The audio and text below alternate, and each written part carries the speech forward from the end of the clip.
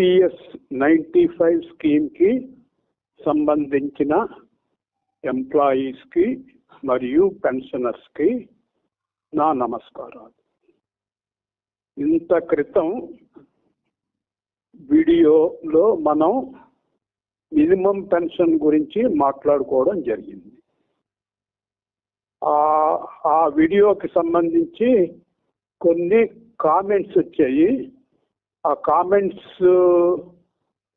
కామెంట్స్లో ముఖ్యంగా ఏంటంటే